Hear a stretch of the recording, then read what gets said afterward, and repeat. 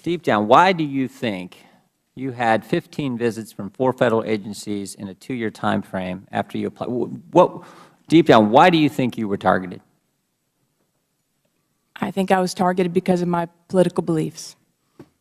Because of your conservative political beliefs. You know, I think it's actually, though, a little bigger.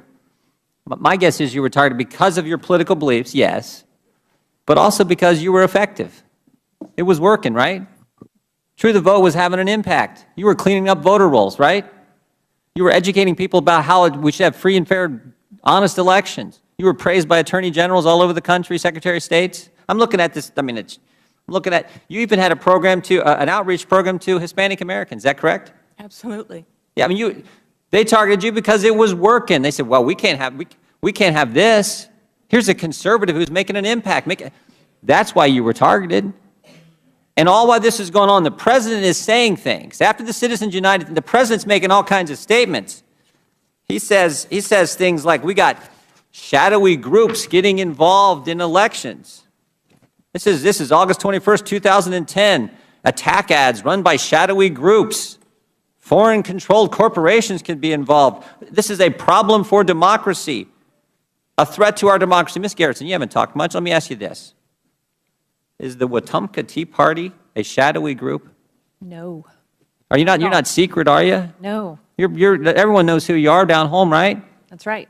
You don't have any foreign corporations helping you out, do you? No. We don't even have any corporate money helping us. Are you trying to threaten any democracy?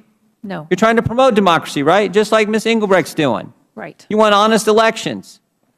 You want people to respect the Constitution. Are you a threat at all to the democracy? Problem for the democracy? Of course not.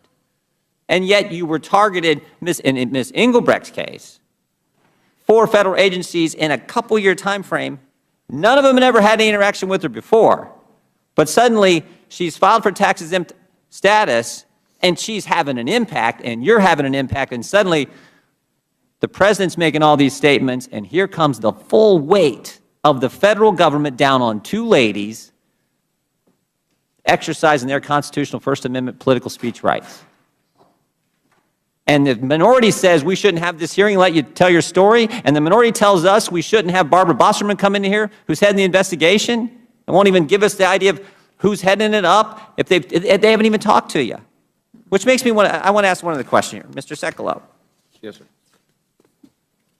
One of the many questions that your clients and Ms. Mitchell's clients got, I'm just going to read one, but there are all kinds of questions. I mean, we're talking about political groups involved in political too, so they ask all these questions. One of the questions was, do you have a relationship with any candidate for public office? Right. Now think about this. They're asking Ms. Garrison, right, Ms. Engelbrecht, and a boatload of other people across this country if they have a connection. But the person investigating this target has a connection with the most powerful individual in this country. Less than 1/10 of 1% of the American people give max-out contributions to a political candidate.